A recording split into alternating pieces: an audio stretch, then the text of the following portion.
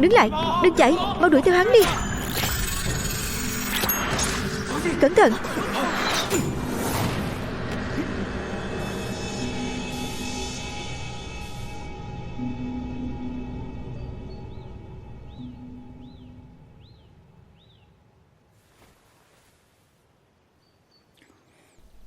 Khinh công lợi hại.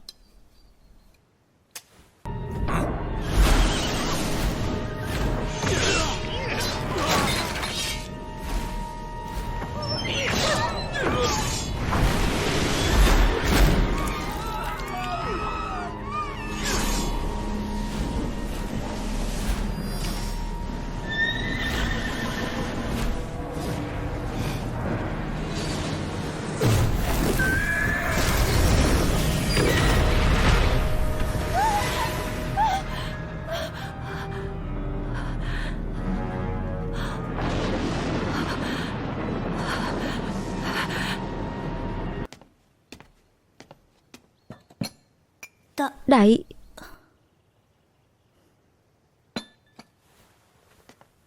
nghe nói vụ án này dính líu đến bò cạp đoạt mạng. Đại nhân, chúng ta lùng bắt bò cạp đoạt mạng đã 5 năm rồi. Huynh nói xem Phương Mục Lai gặp trúng số đỏ gì mà đã bắt được hắn chứ? Đúng rồi, nghe nói Tiểu Phượng Tỷ sắp thành thân. Đào đại ca, Huynh đợi Tiểu Phượng Tỷ bao nhiêu năm? Sao tỷ ấy nói cưới là cưới ngay vậy? Hay là chúng ta đi cướp dâu? Ý tốt của đệ ta xin nhận, nhưng chuyện tình cảm thì không thể cưỡng cầu. Đào Cam. Đại nhân, tiệc cưới của Tiểu Phượng ở Thanh Châu có phải không? Phải. Không đi thật à? Không đi đâu. Ta thấy tuy chuyện tình cảm không thể cưỡng cầu, nhưng dù gì hai người cũng là chỗ quen biết. Đại nhân, chẳng phải chính ngài nói sao gặp gỡ không bằng hoài niệm? Vậy hả?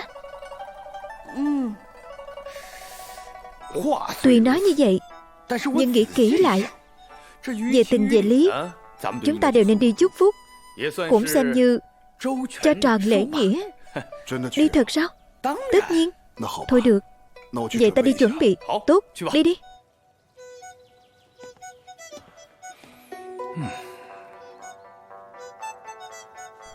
Đại nhân, ngài muốn cho tròn lễ nghĩa hay muốn tra án vậy? Tất nhiên là muốn tra. Ta đi sửa soạn hành lý.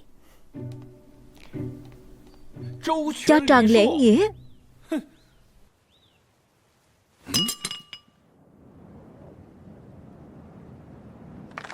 Hay.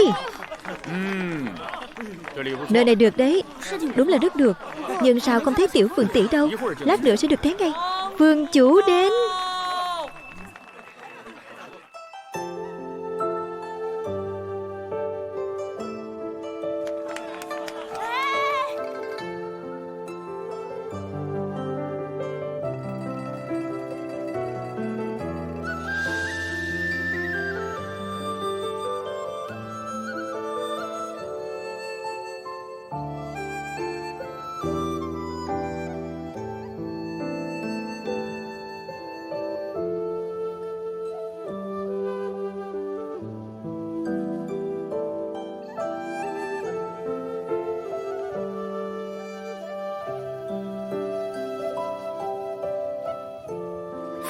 Phượng Vũ Cửu Thiên.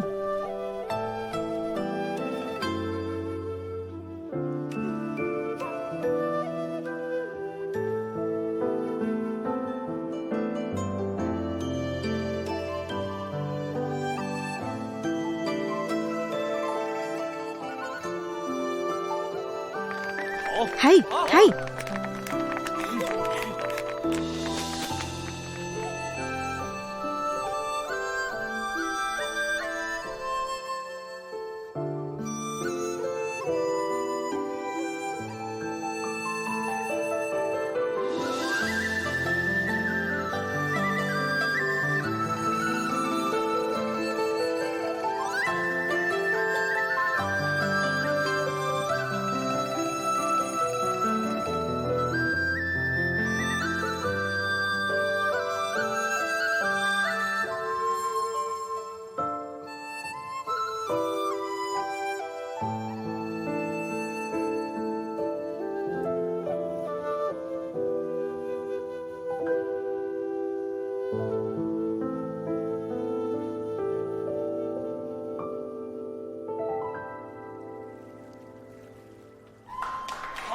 hay, hay.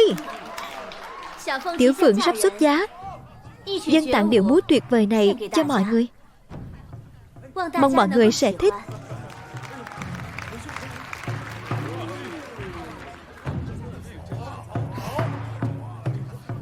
Tiểu Phượng tỷ đẹp quá. Chứ sao nữa, Tiểu Phượng tỷ là hoa khôi đó. Không ngờ người Thanh Châu nhiệt tình như thế này. Phải. Cảm ơn. Tiểu Phượng tỷ. Đại nhân. Tiểu Phượng múa đẹp thật. Cảm ơn đại nhân. Mọi người đều đến à? Phải, Hoắc Cương, Tiểu Phượng. Đào ca, ta tưởng huynh sẽ không bao giờ gặp ta nữa. Làm gì có. Chẳng lẽ trong lòng muội ta nhỏ nhen đến vậy ư? Đúng rồi Tiểu Phượng tỷ, bọn ta vẫn chưa biết Tân Lang là ai. Tiểu Phượng. Đại nhân, đây chính là Đào ca mà ta luôn kể với ngài. Đại nhân, đây là Hoắc Cương. Còn nữa, đây là Địch đại nhân. Địch Tự Chính. Đại nhân. Địch đại nhân đích thân đến Thanh Châu. Bổn quan không chào đón từ xa thật có lỗi quá. Phương đại nhân khách sáo quá. Hôm nay vốn dĩ Địch mộ muốn đến dự tiệc cưới của Tiểu Phượng. Nào ngờ Tân Lang chính là Phương đại nhân đây. Chúc mừng. Đa tạ Địch đại nhân. Địch đại nhân, ngày mai có thể nể mặt dời bước đến phủ thứ sử, để chủ nhà như bổn quan tỏ lòng hiếu khách không?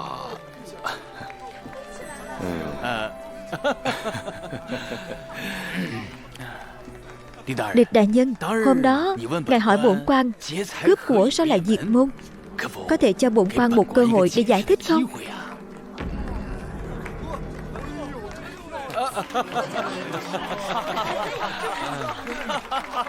Đẹp thật. 5 năm trước, lúc phường nhạc Trinh Nữ khai trương, Địch đại nhân đã đến ủng hộ ta. Lúc đó Địch đại nhân đang bận đến sức đầu mẹ tráng để truy nã bọ cạp đoạt mạng, vẫn không quên ủng hộ cho ta. Tiểu nữ thật sự cảm kích không thôi. Nay bọ cạp đoạt mạng đã xa lưới pháp luật, cũng xem như hoàn thành tâm nguyện xưa kia của Địch đại nhân. May mà có Phương đại nhân trừ hại cho dân. Đâu có. Tiểu Phượng, không ngờ nàng và Địch đại nhân còn có mối quan hệ như vậy. Hôm nay Địch mộ đến Thanh Châu chơi, quả thực đã đột ngột, quấy rầy nhà hứng của hai vị. Không, Địch đại nhân ghé thăm thành Thanh Châu ta, lấy làm vinh hạnh. Quá khen. Địch đại nhân, Đại lý tự có nhiều quan viên như vậy, người có thể đưa ra câu hỏi khó chỉ có mỗi Địch đại nhân, nên Phương mộ vô cùng khâm phục. Phương đại nhân đề cao ta quá. Đại nhân, câu hỏi khó mà ngài nói là chỉ cái gì?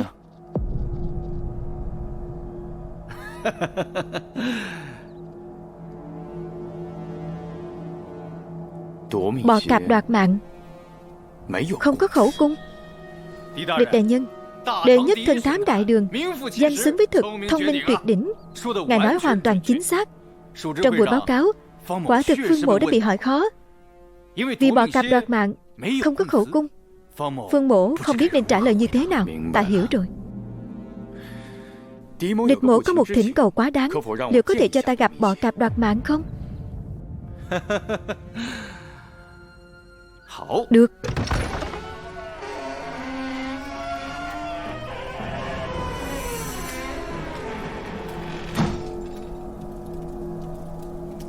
Mời.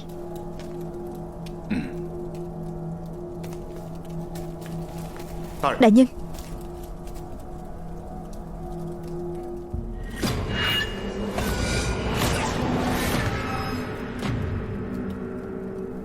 chết rồi.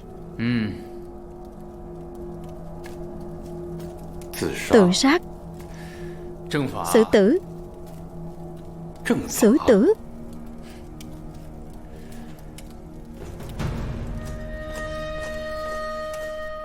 Bọ cạp đoạt mạng tên thật là Hàn Mãnh, kiêu kỵ úy ngự lâm quân. Nạn nhân trong án diệt môn kia Vu Tử Sinh là chủ trại ngựa nổi tiếng trăm dặm quanh đây. Nhưng thân phận thực sự của hắn lại là hậu duệ của Vũ Văn gia hoàng tộc nhà Tùy. Hàn Mãnh phụng mật lệnh của Cao Tông hoàng đế 10 năm trước từng ra lệnh diệt cỏ tận gốc Vũ Văn gia. Cướp của chỉ để bưng tay bịt mắt người khác. Lúc bổn quan bắt được hắn cũng từng nảy sinh nghi vấn về địch đại nhân vậy đó. Cướp của sao lại giết người? Đây chính là câu trả lời.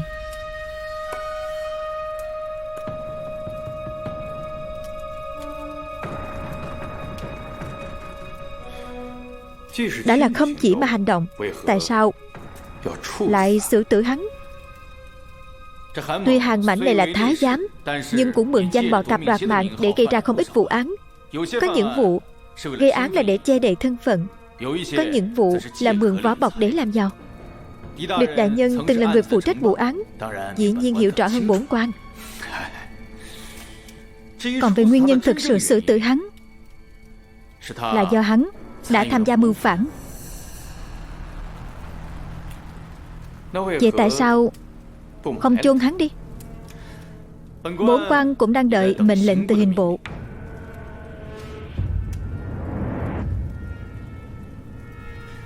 Địch đại nhân, có một câu, vì địch đại nhân là người bổn quan ngưỡng mộ, nên bổn quan bèn nói vậy.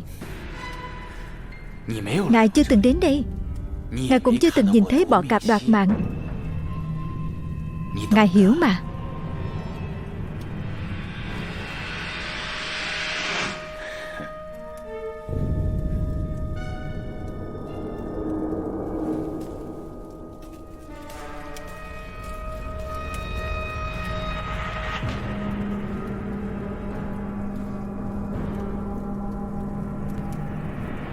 Gì cơ? Bọ cạp đoạt mạng là người của Cao Tông Hoàng đế. Chết không đối chứng, sao chứng minh được hắn chính là bọ cạp đoạt mạng? Vậy đại nhân, bây giờ chúng ta làm thế nào? Đến Vu gia. Vâng.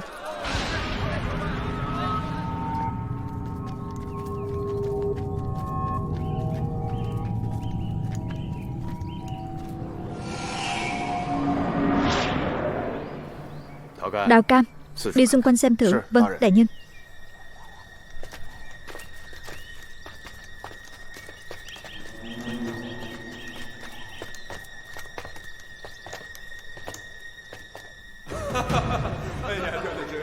Múa đẹp thật, lâu rồi không gặp.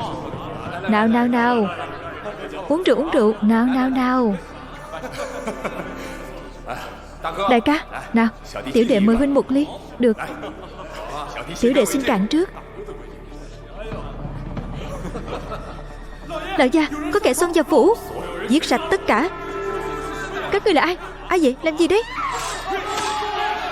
Các ngươi là ai?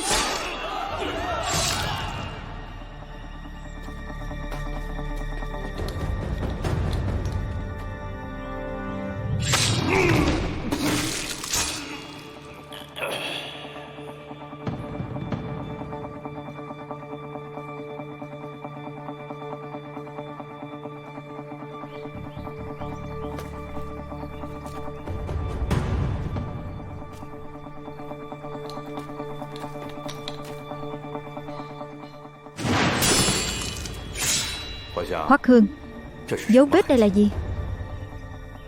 Trường thương.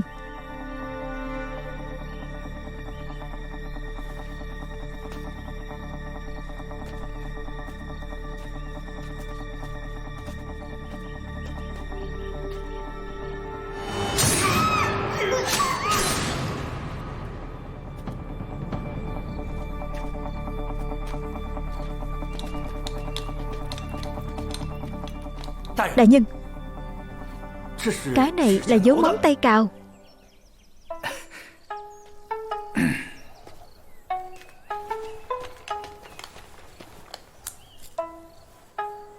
Đại nhân, đây là dấu chân.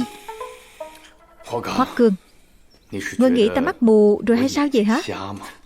Không phải đại nhân. Được, vậy ngươi nói xem, những dấu chân này nói lên điều gì? Những dấu chân này lớn bé khác nhau, chứng tỏ rất có khả năng hung thủ. Có chân lớn chân bé, chứng tỏ hung thủ không chỉ có một người. Hoắc Hương đúng là tài sắc vẹn toàn. Cảm ơn đại nhân.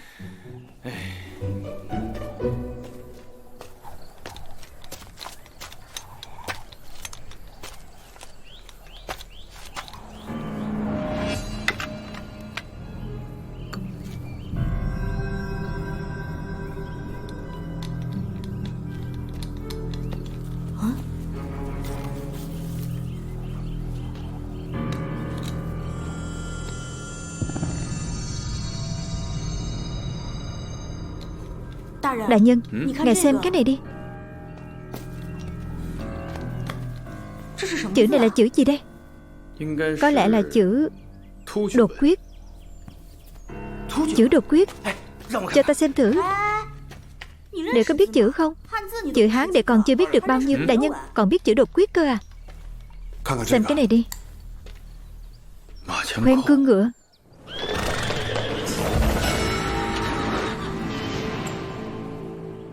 Đào Cam, ngươi nhiều bạn bè trên giang hồ đi hỏi xem có ai biết chữ đột quyết này không. Hoắc Cương, hai người đi nghe ngóng tình hình cơ bản về Vu gia, rồi tra xem xác chết được chôn cất ở đâu cả rồi. Giờ dầu hôm nay gặp nhau ở quán trà ngã Tư Phú. Rõ. Đại nhân ở đằng kia. Chữ đột quyết trên này viết bóng ma trăng khuyết, có nghĩa là tuấn mã phát ra ánh sáng huỳnh quang. Đại nhân, Vu gia là nhà giàu nhất Thanh Châu, lập nghiệp từ nuôi ngựa. Chủ mẫu Na Lạp Thị là cao thủ nuôi ngựa nức tiếng gần xa, không có kẻ thù gì cả. Vậy họ được chôn cất ở đâu vậy? Rừng cây ngoại thành Đông, phần mộ tổ tiên Vu gia.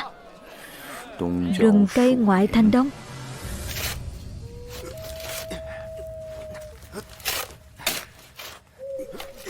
Nhấc lên. Nặng quá, cẩn thận. Mệt chết đi được. Đại nhân đâu? Đại nhân. Đại nhân. Đại nhân. Đại nhân. Đại nhân. Ở kia. Đại nhân ở đây này. Đại nhân. Đại nhân, mau dậy đi. Ngài ở đây à? Nào, đại nhân mau dậy đi. Làm xong rồi à? Làm xong rồi đại nhân. Vậy đi xem thử nào. Vâng, đi.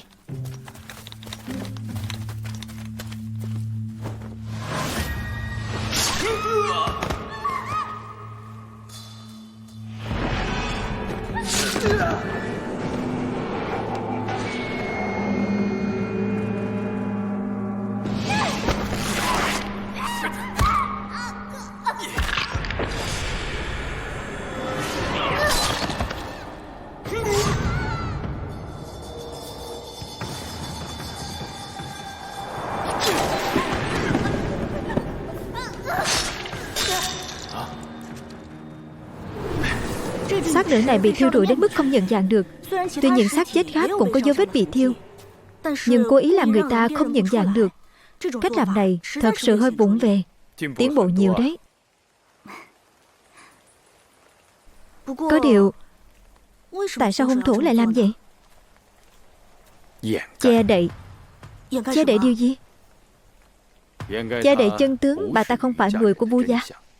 Không phải người của Vu gia. Người ngửi thử xem.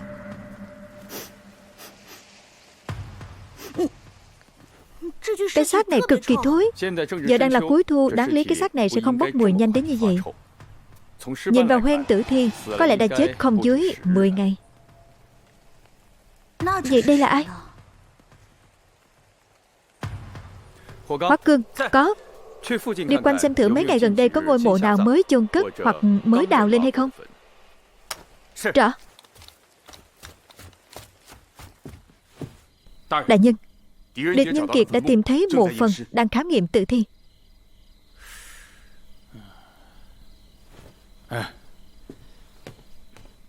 Tên địch nhân Kiệt này thật sự có chút bản lĩnh đấy. Vậy đại nhân, bây giờ làm sao đây? Nếu hắn tra ra thật thì chúng ta sẽ xong đời. Nếu thực sự không ổn thì một nhát kiếm cắt họng. Lục đại nhân của ta ơi, dẫu sao địch nhân Kiệt cũng là mệnh quan triều đình. Nếu hắn chết ở khu vực chúng ta thì hạ quan khó ăn nói lắm. Ta không cần biết ngươi dùng cách gì, giải quyết ngay cho ta. Lục đại nhân yên tâm, hạ quan sẽ xử lý ngay.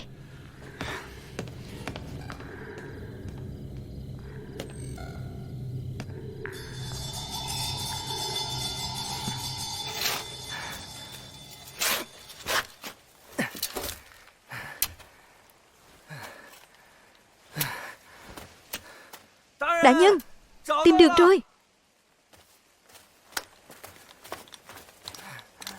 Đại nhân ở đây ạ? Mở ra.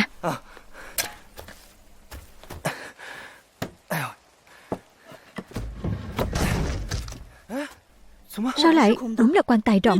Có lẽ xác nữ kia được chuyển từ đây qua. Treo đầu dê bán thịt chó. Xem ra người Vu gia mà xác chết này thay thế chính là người rất quan trọng với hung thủ.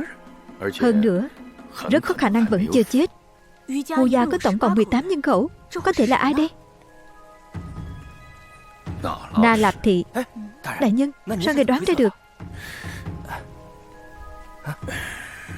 Đoán mò. Đoán mò. Đại nhân, đại nhân, đúng là tài sắc vẹn toàn. Đại nhân, không hay rồi. Quan binh phụ thứ sự đến rồi. Đi mau, được.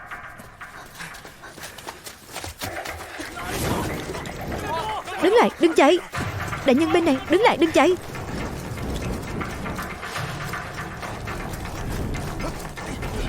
Đại nhân, đứng lại.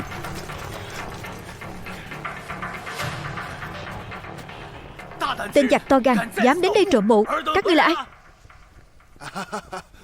Đại nhân, oan uổng quá. Bọn ta không phải trộm mộ. Bọn ta đến để tìm đồ. Chẳng tìm được gì cả. Tha cho bọn ta đi. Phải, không tìm được gì cả. Địch đại nhân. Là địch đại nhân phải không? Địch đại nhân. Phương đại nhân. Địch đại nhân. Nửa đêm canh ba ở đây đào mộ. Làm gì vậy? Tra án. Tra án. Vậy địch đại nhân có công văn không?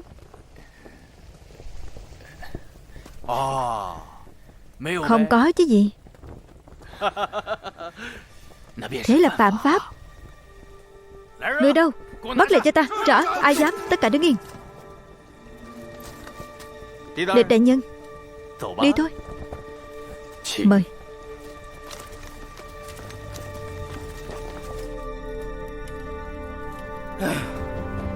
Mất mặt quá đi.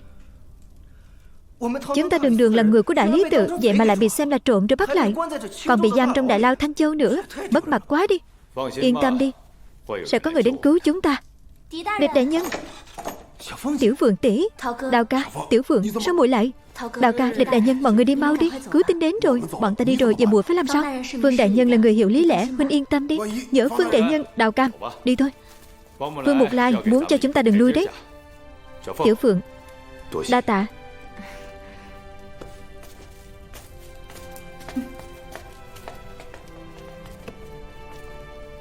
Vậy ta đi đây.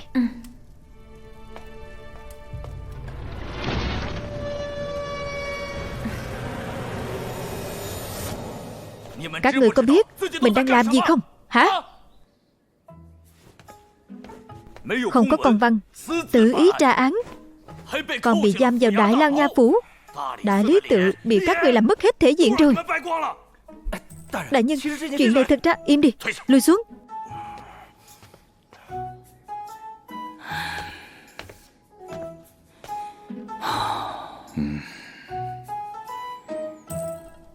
Đã tra được gì rồi?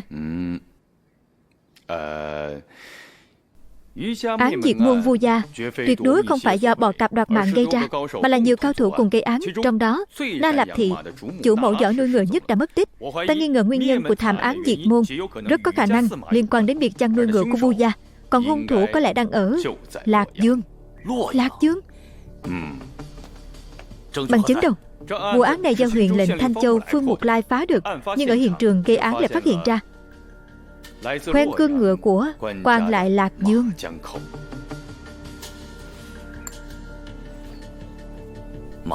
Khoen cương ngựa. Đại nhân, ngài nói xem, có phải giao thẳng manh mối này cho hình bộ không? Thế thì chúng ta cũng bớt phiền. Giao cho hình bộ. Manh mối mất công có được thế này, sao phải chấp hai tay dân cho người ta? Thế thì chúng ta phải làm sao đấy? Phải đấy, làm sao nhỉ?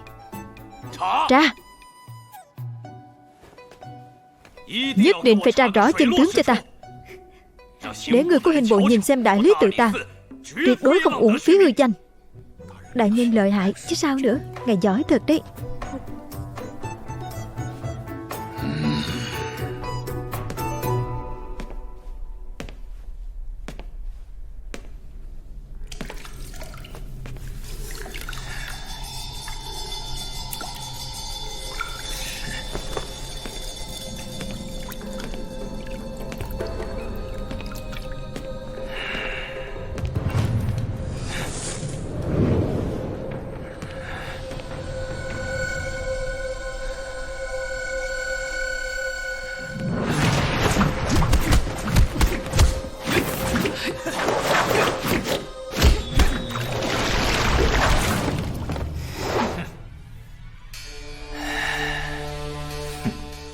Đến cũng đến rồi, còn lén la lén lút nữa.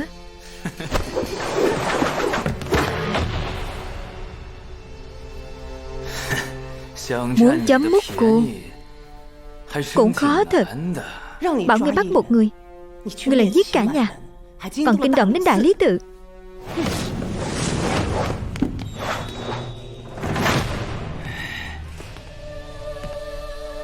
Ta đưa cô lên cao, cô bảo đảm với phía công chúa để ta được thăng tiến.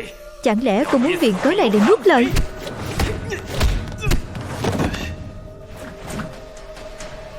Nóng vội cái gì? Sau khi chuyện này qua đi, chức Thị Lang chắc chắn sẽ là của ngươi. Có điều ta vẫn phải nhắc nhở ngươi, phải cẩn thận cả địch nhân kiệt kia. Dù sao hắn cũng là đệ nhất thần thám đại đường. Ta phải là người của hình bộ, cho dù ông trời có đến thì cũng chỉ có thể rung cầm cập ở hình bộ thôi. Có rồi, xem này, đại nhân, tra ra rồi. Đồ khoan cương người này đến từ phủ Giang Nam, được đưa đến hình bộ.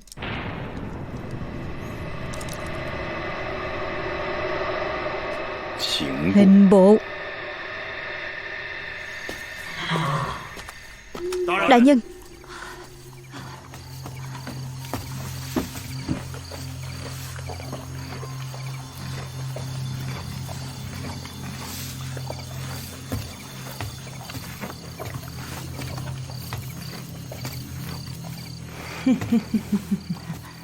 Đại nhân, nay thiên mã đã xong, bây giờ có thể thả người của nhà ta chưa?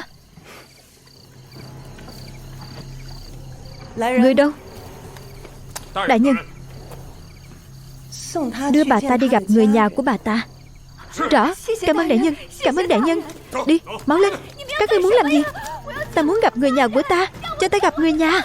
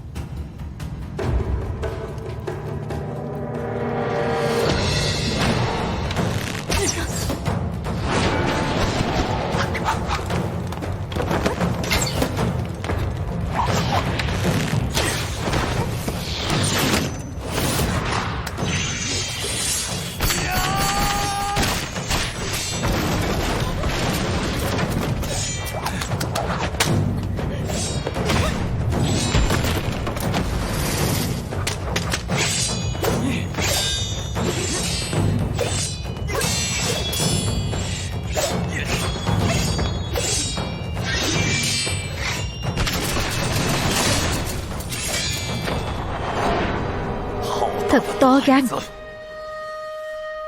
là dám đột nhập hình bộ.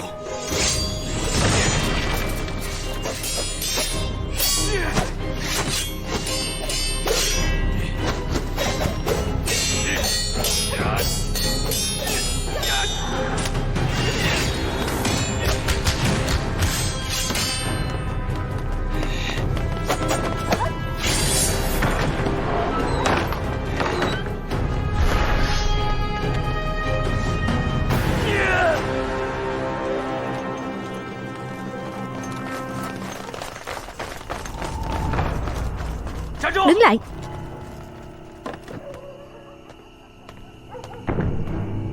Người trong kiều là ai?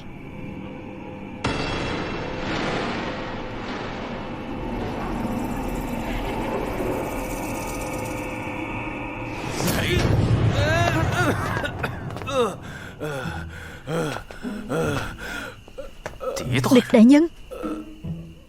Lục đại nhân. Ngài cũng đến ngắm trăng, phải không?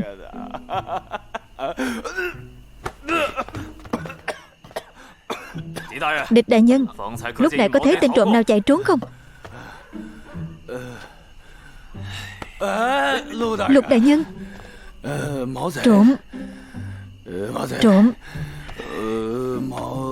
Trộm thì ta không thấy, nhưng ta nhìn thấy ngài. Lục đại nhân, thế này nhé, ta mời ngài uống rượu, ăn món ngon. Đi, ta đãi. Tránh ra. Lục đại nhân, ngài có ý gì hả? Đồ ngang ngạnh. Lục đại nhân. Lục đại nhân, ngài đừng đi mà. Lục đại nhân, ta đãi.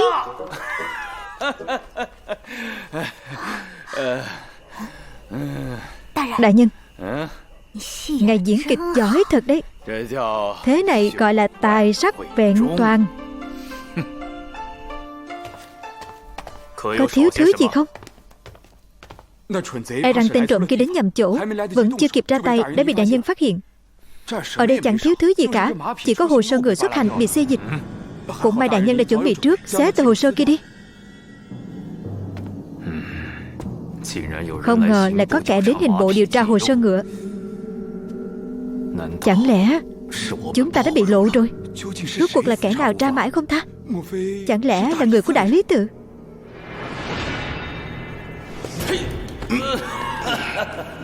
Lục đại nhân. Vẫn chưa biết.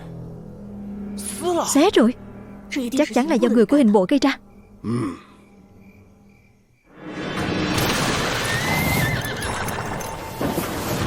Ai là Na Lập thì?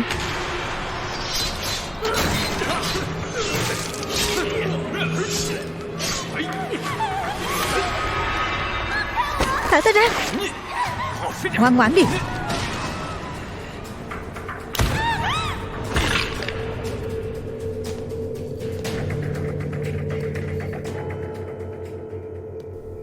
Đào Cam, ngươi lập tức đi gặp Phùng đại nhân. Cứ nói ta đã tìm được bằng chứng. Ta muốn phúc thẩm vụ án Vu gia diệt môn. Rõ. Hoắc Cương, Hoắc Hương. Vâng, chuẩn bị rượu cho đôi nhắm. Ta muốn dụ rắn ra khỏi hàng. Khởi bẩm đại nhân, là địch nhân kiệt thật. Nó đã tìm được bằng chứng muốn lật lại vụ án rồi. Không thể tha cho gã này.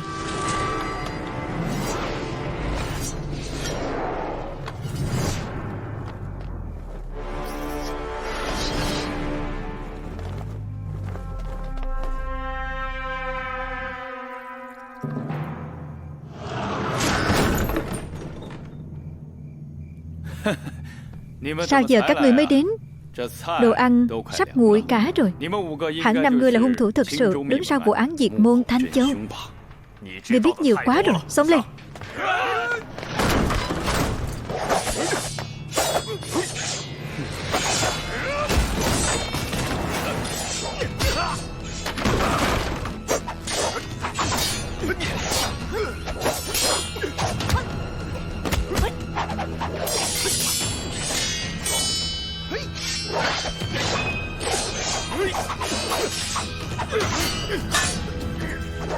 Mau,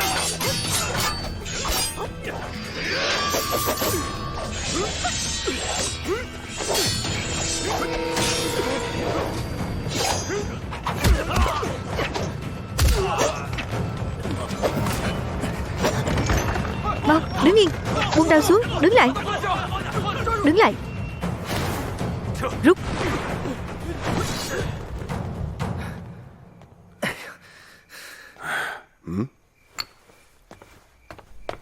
Đại nhân.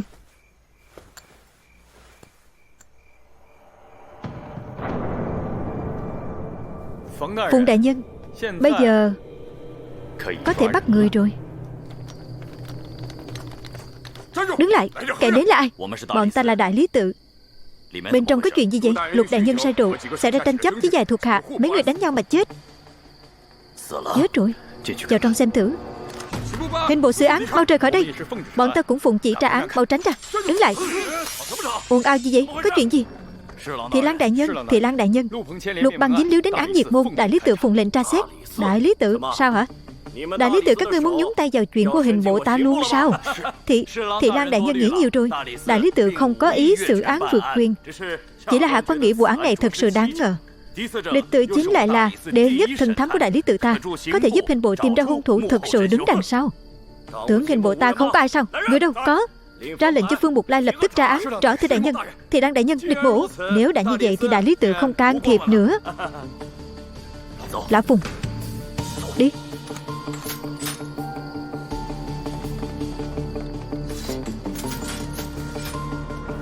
Lão Phùng, ngài tin bọn họ tự tàn sát lẫn nhau thật à?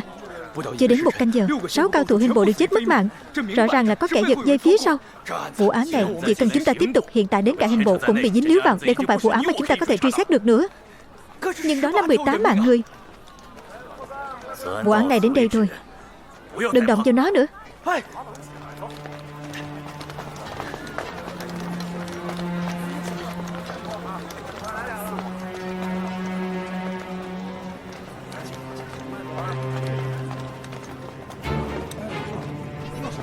Xem đằng kia có chuyện gì vậy?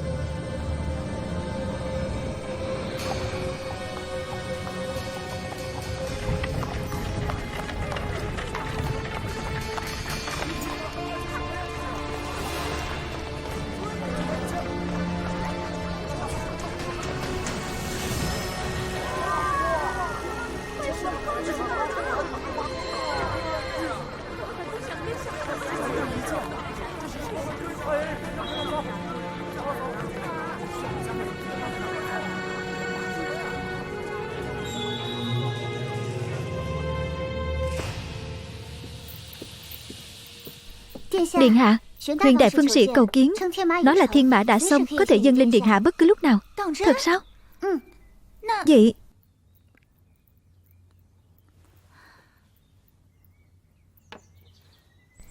bảo cô ta về đi. Điện hạ, người không gặp sao? Không gặp. Nếu đưa thiên mã đến, lập tức dâng cho thiên hậu. Vâng.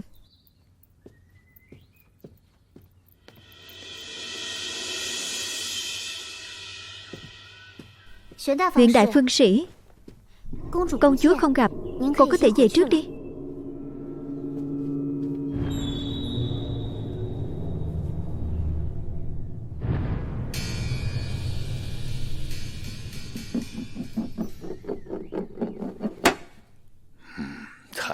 Bóng ma trăng khuyết. Đào Cam, bóng ma trăng khuyết nghĩa là sao? Tuấn mã phát sáng. Tuấn mã phát sáng. Thiên mã. Chẳng lẽ họ muốn Na Lạp Thị nuôi một con tuấn mã phát sáng để làm thiên mã? Đại nhân, Na Lạp Thị giỏi nuôi ngựa thật, Nhưng không bằng chứng nào chứng tỏ thứ bà ta nuôi là thiên mã. Vậy thì hỏi trực tiếp, hỏi ai đây? Công chúa. Hoắc Cương, Hoắc Hương, có. Đi tìm Phương Mục Lai, bảo vệ an toàn cho hắn. Rõ. Đi. Đến phủ công chúa. Rõ. Địch nhân kiệt đại lý tự tham kiến công chúa điện hạ. Ngươi chính là đệ nhất thần thám của đại đường. Công chúa quá khen. Địch đại nhân, ngươi tìm gặp bổn cung có chuyện gì? Bẩm công chúa, thật không dám giấu. Hạ quan đến là để xử án. Nghe nói có phương sĩ dâng cho công chúa một con thiên mã. Địch đại nhân, trên trời có ngựa sao?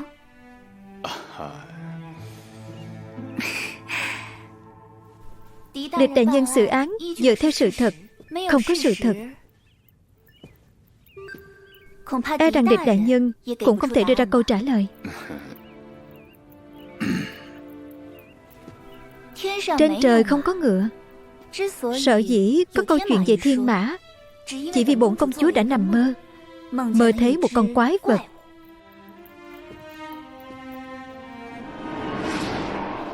Trong mơ, giữa làng mây xuất hiện một con ngựa trắng chạy về phía bổn cung. Lúc sắp đến gần bổn cung thì lại hóa thành con rắn trắng. Lúc đó ta liền gọi phương sĩ giải mộng. Huyền phương sĩ giải mộng nói quái vật trong mộng chính là thiên mã. Bổn cung chỉ xem đó là lời nịnh hót, không hề xem là thật. Nhưng ngay đêm qua, huyền phương sĩ lại tìm được thiên mã thật đó. Dĩ nhiên là bổn cung vui mừng, trọng thưởng cho huyền phương sĩ. Huyền phương sĩ lặp đi lặp lại câu chuyện thiên mã. Tuy bổn cung không tin, nhưng quả thực chưa từng thấy trên đời có con ngựa lông bờm phát sáng như vậy. Công chúa mau nhìn kìa. Ở đâu, ở đâu? Không ngờ bên ngoài lại lan truyền nhanh đến vậy. Bổn cung kịp thời bẩm báo với thiên hậu, thiên mã vừa đến sẽ đưa tới hành cung ngay. Đúng rồi. Địch đại nhân, sao tự dưng ngươi lại hỏi chuyện này? Có lẽ chuyện này dính líu đến một thảm án diệt môn. Có cả chuyện này cơ à? Đã tìm được hung thủ chưa? Hiện tại vẫn chưa có đủ bằng chứng, nhưng hạ quan nhất định sẽ cố hết sức để tra rõ chân tướng. Điện hạ, có thể cho hạ quan được biết nơi ở của huyền đại phương sĩ không? Lẽ nào chuyện này dính líu đến người của bổn cung? Xin công chúa yên tâm, chỉ gặp huyền đại phương sĩ để tìm hiểu về tình hình thôi à.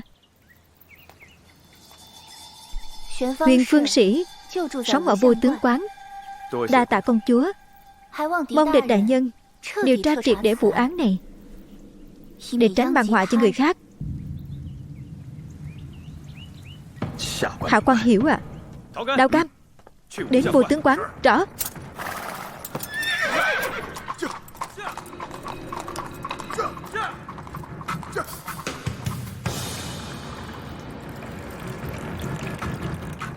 Huyền phương sĩ tao nhã thật đấy. Cả quán cũng chẳng thấy có mấy tôi tớ. Người tu hành sợ nhất là bị quấy rầy. Địch đại nhân đột ngột đến hàng xá, ắt hẳn có chuyện quan trọng. Vậy địch mổ sẽ nói thẳng vậy. Không biết con thiên mã kia có được là từ đâu. Thiên mã đột ngột xuất hiện trong giấc mơ của công chúa. Bổn tôn bói một quẻ là đại cát. Giờ dậu 3 khắc hôm qua, bổn tôn sai người đến núi rừng Tây Sơn chờ. Thiên mã đã xuất hiện thật. Có cả chuyện này cơ à? Vậy huyền đại phương sĩ có thể báo cho địch mổ một quẻ xem thủ phạm chính trong án diệt môn Thanh Châu là ai không?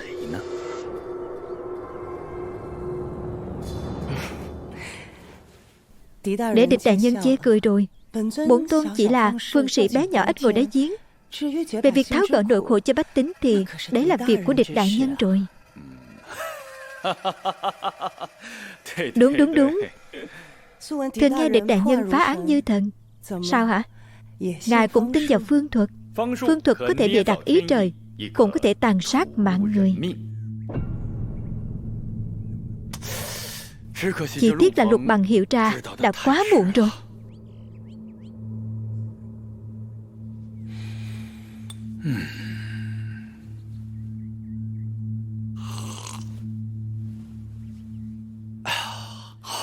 Trà ngon.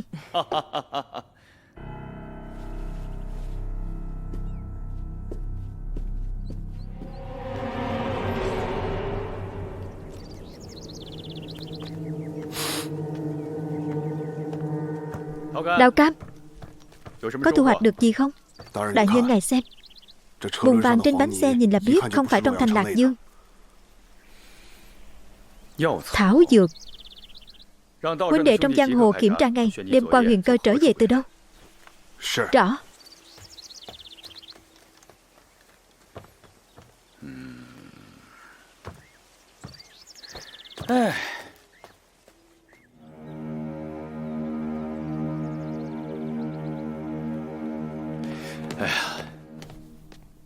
Phùng đại nhân, ngươi đã đi đâu vậy? Xem bói. Xem bói. Ngươi lo mà giữ cái mạng đi. Có phải ngươi đã đi gặp công chúa không? Đã nói với ngươi rồi, đừng tìm hiểu vụ án này nữa. Phùng đại nhân, chúng ta đều biết vụ án này không hề đơn giản mà. Ngồi. Có lẽ đằng sau còn cất giấu âm mưu lớn hơn nữa. Bây giờ chúng ta không lật lại vụ án, đợi về lâu về dài, nhưng chứng vật chứng đều bị tiêu hủy hết, e rằng chân tướng sẽ mãi mãi trở thành một bí ẩn. Trên công văn của hình bộ viết rõ rành rành, thứ giết Vu Tử Sinh là mật lệnh của tiên đế. Người không bằng không chứng mà đã muốn lật lại vụ án à? Nhưng rõ ràng đây là công văn luật bằng ngụy tạo rồi giao cho Phương Bục Lai. Huống hồ vụ án này dính líu đến công chúa, sự việc nghiêm trọng. Ngươi cũng biết dính líu đến công chúa sự việc nghiêm trọng hả? Ngươi có từng nghĩ điều tra vụ án này mà hơi bất cẩn một chút sẽ có hậu quả thế nào không? Tự thưa đại nhân, vua gia gặp thảm án diệt môn, 18 mạng người. Chúng ta là mệnh quan triều đình, nên tra rõ chân tướng, không cần nói nữa. Không được lập án. Ta không biết ngươi đã đi Thanh Châu, ngươi cũng chưa hề báo cáo với ta. Ngươi cứ ngoan ngoãn đến Duyện Châu nhậm chức cho ta, càng sớm càng tốt. Địch đại nhân, ta tra ra Huyền Cơ đã đi đâu rồi? Phùng đại nhân ở đây à? Trước khi đến Duyện Châu nhậm chức, đóng cửa, suy ngẫm đi. Lão Phùng, thật bất chấp lý lẽ. Đại nhân, chúng ta đi nữa không? Đi. Rõ.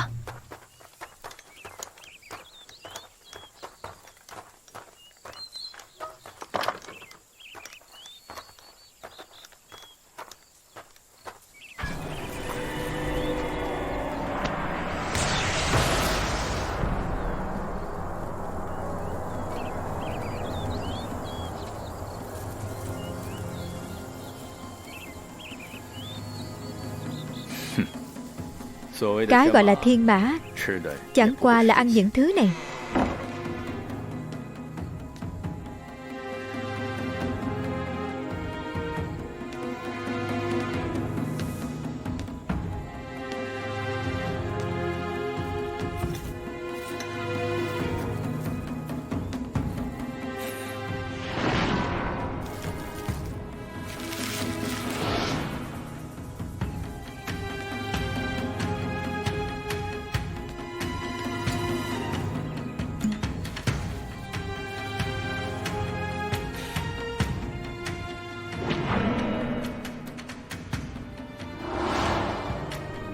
Đại nhân,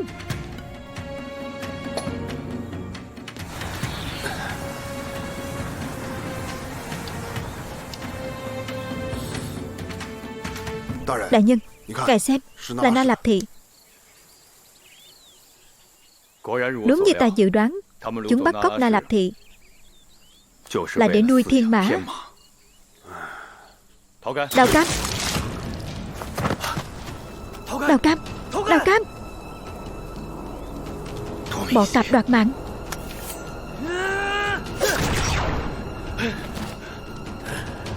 Địch Nhân Kiệt, ngươi sẽ không bao giờ bắt được ta.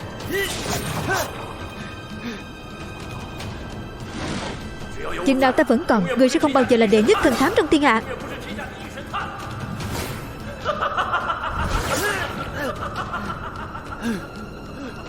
Chừng nào ta vẫn còn, ngươi sẽ không bao giờ. Cái gì?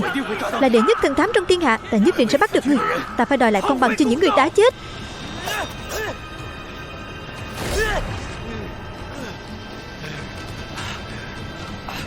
Đào ca. Tiểu Phượng.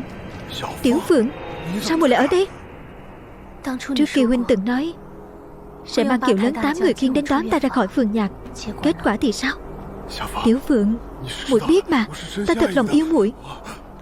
Trong 5 năm qua, huynh từng có vô số cơ hội có thể thăng tiến một bước, dù chỉ là một chút, dù là vì ta. Tiểu Phượng, nhưng ta không thể làm trái lương tâm. Huynh là gã nam nhân vô dụng.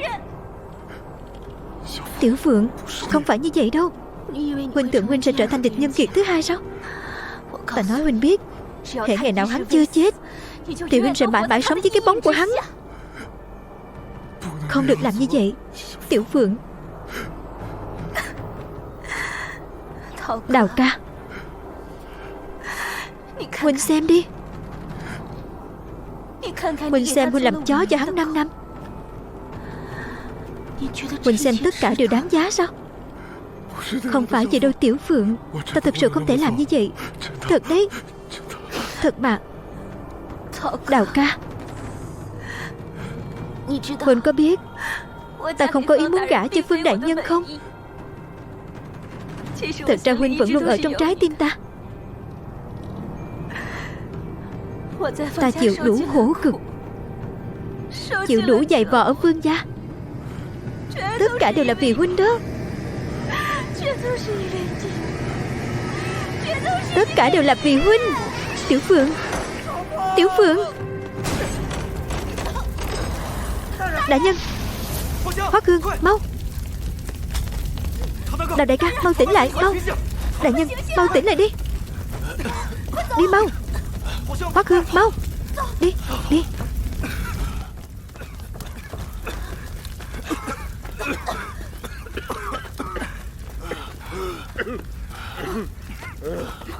Đại nhân.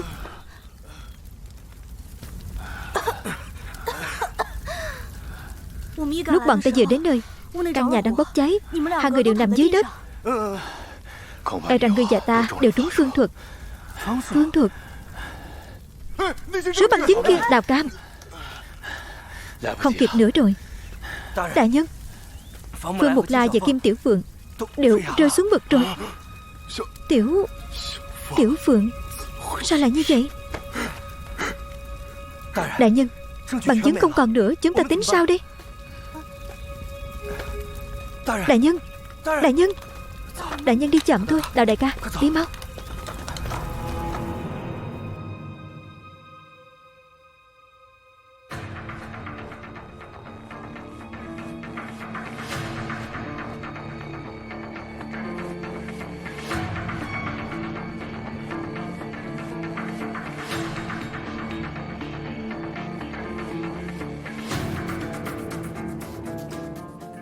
Nền tảng của chấp pháp, đó là mạng người quan trọng trên hết. Người làm quan nên xả thân liều chết, không phụ trời cao. Hạ quan tự biết năng lực kém cỏi, về công thì có tội, về tư thì lấy làm hổ thẹn. E rằng khó đảm nhận chức tự chính. Lúc địch nhân kiệt làm quan, được đại nhân chỉ bảo, nhiều năm bồi dưỡng, cảm kích không thôi. Này, ý hạ quan đã quyết, mong ngài chấp thuận.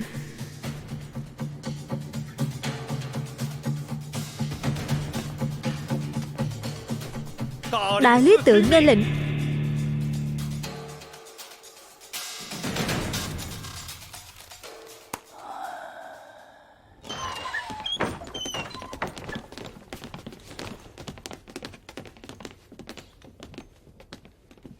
Tìm xung quanh xem. Rõ.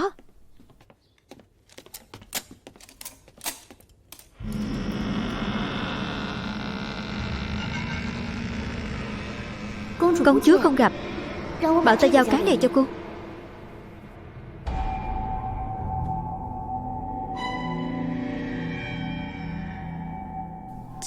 Bỏ xe giữ tướng.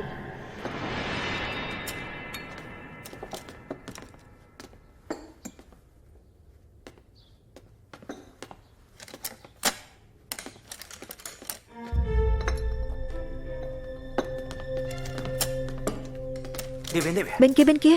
Rõ.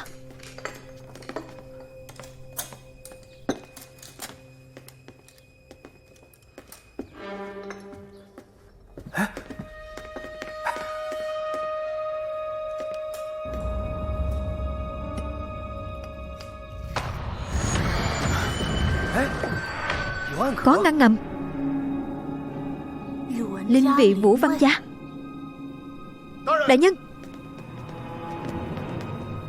Đại nhân, không phát hiện được Huyền Cơ ở ngoài kia, chỉ bắt được tỷ nữ này. Huyền Cơ đâu? Nói mau. Huyền Cơ đại nhân đi dâng thiên mã cho công chúa rồi. Không hay rồi. Huyền Cơ giả vờ dâng thiên mã hành thích công chúa.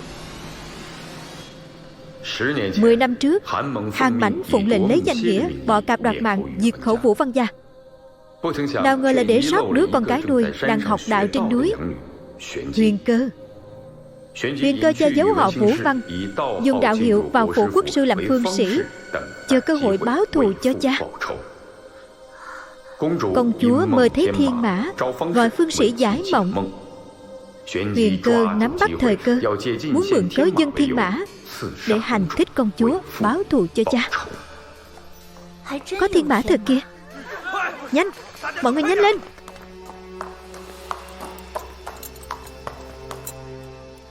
Huyền Cơ bái kiến công chúa. Được rồi, để ngựa lại. Ngươi về trước đi.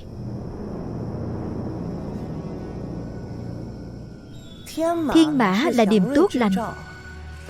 Công chúa, người không thử xem sao?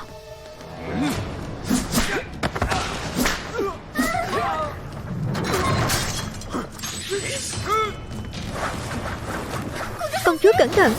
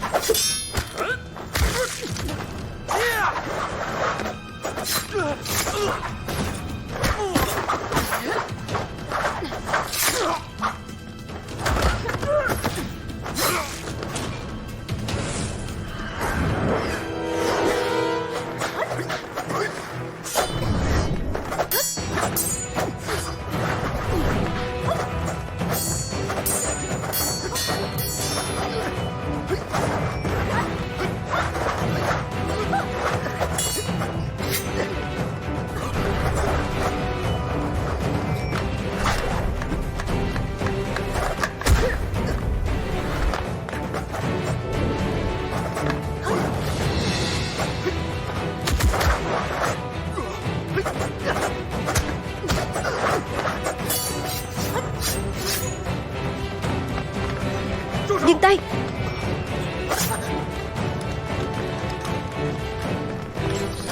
Đại nhân, Huyền Cơ, rốt cuộc cô còn muốn hại bao nhiêu người vô tội nữa? Ta khổ luyện phương thuật chỉ vì hôm nay. Nỗi đau diệt môn, ta muốn bọn chúng lần lượt đền tội. Để trả mối thù diệt môn, cô giết Hàn Mãnh là lẽ đương nhiên. Nhưng 18 nhân khẩu Vu gia, nhiều mạng người như vậy, ai sẽ đền tội đây? Mạng của Phương Mục Lai và Kim Tiểu Phượng, ai sẽ đền tội đây? Hôm nay, ai sẽ đền tội cho mỗi một mạng người chết dưới đao của cô đây? Vu gia diệt môn không phải chủ yếu của ta. Nhiều ngày trước, công chúa nằm mơ thấy thiên mã bị hoảng sợ, gọi phương sĩ giải mộng. Ta biết cơ hội đã đến, tự tiến cử mình giải mộng là đại cát. Để có được lòng tin của công chúa, ta liền lên kế hoạch dâng thiên mã. Nhưng thiên mã từ đâu ra? Ta nghĩ đến một người. Na Lạp Thị nhiều đời nuôi ngựa, có thể nuôi được giống ngựa phát sáng để giả mạo thiên mã. Ta bảo Lục Bằng đi bắt người, giết. Gã ngu này là háo sắc làm lỡ việc giết cả nhà Na Lạp Thị. Sợ chuyện lớn khó xử lý, nên bảo tri huyện Thanh Châu kết án qua loa. Nhưng vẫn bị ngươi để mắt đến. Hết thảy đều là số phận. Sau đó, Lục Bằng không những không dẹp yên tai vạ, trái lại sai một ly đi một dặm. Ta sợ sự việc bại lộ sẽ ảnh hưởng kế hoạch trả thù của ta, nên đành phải giết hắn. Nhưng cái chết của Phương Mục Lai và Kim Tiểu Phượng không phải do ta gây ra. Có một chuyện ta không hiểu. Thiên hạ nhiều án lớn đến thế, tại sao cô lại mạo danh bọn cặp đoạt mạng để che đậy án diệt môn Thanh Châu? Ta bảo Phương Mục Lai giải quyết mớ hỗn độn này, mang ai ra gánh tội thay hẳn là ý riêng của hắn. Quả nhiên bụng dạ khó lường. Bổn công chúa nhìn là biết tổng.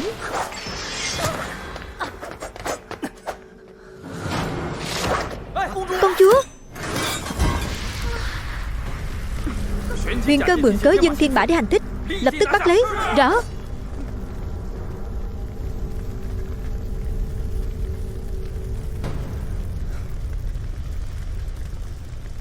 Trời đất không có tình người, coi vạn vật đều như cỏ rác.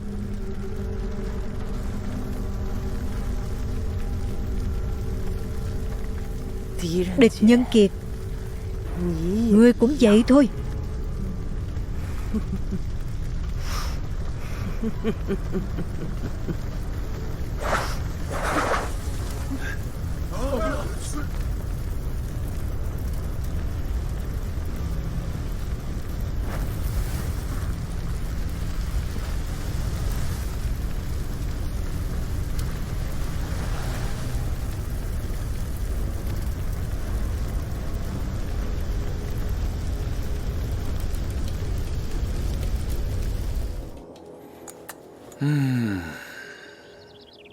Đây là ai? Chắc là Hoắc Cương. Không đúng, là Hoắc Hương. Chắc chắn là Hoắc Cương. Ta cũng nghĩ là Hoắc Cương. Chắc chắn đúng, Hoắc Cương. Các người đoán sai rồi, là ta. Người đoán sai rồi, là Hoắc Hương kìa.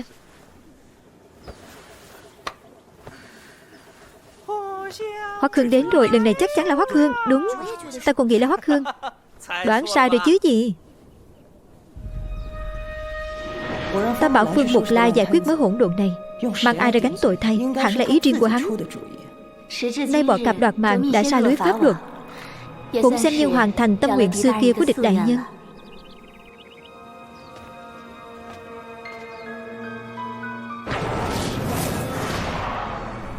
Địch đại nhân, bọn ta chỉ phát hiện được xác chết của Phương Mục Lai dưới chân núi, nhưng không hề có Kim Tiểu Phượng.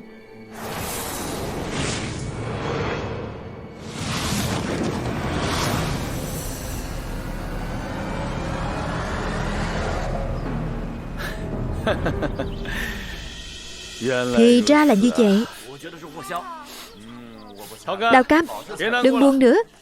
Kim Tiểu Phượng của ngươi chưa chết đâu. Thật sao? Kim Tiểu Phượng không những là người thương lâu năm của ngươi, mà còn là bạn lâu năm của chúng ta. Bọ cạp đoạt mạng không thể nào. Đại nhân, ngài xem chúng ta đều từng đánh nhau với hắn. Vóc dáng đó vừa nhìn là biết nam nhân rồi.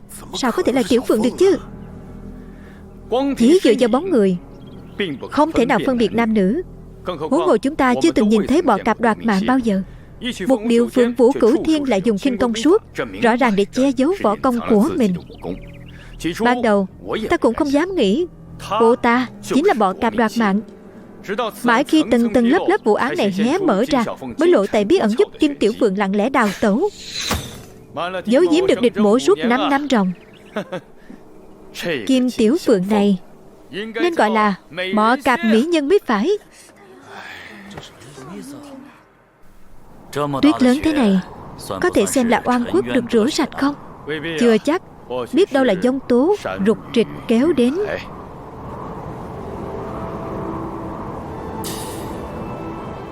Thật ra có một chuyện mà mãi ta không hiểu được.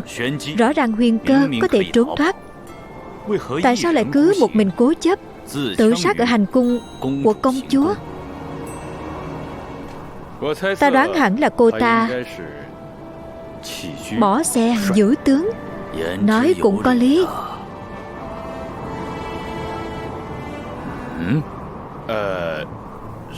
Ai mà biết được.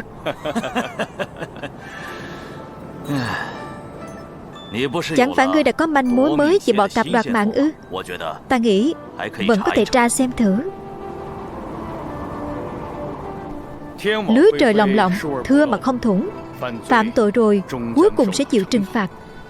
Chưa biết chừng hiện tại Kim Tiểu Phượng đang theo chúng ta từ nơi nào đó đấy.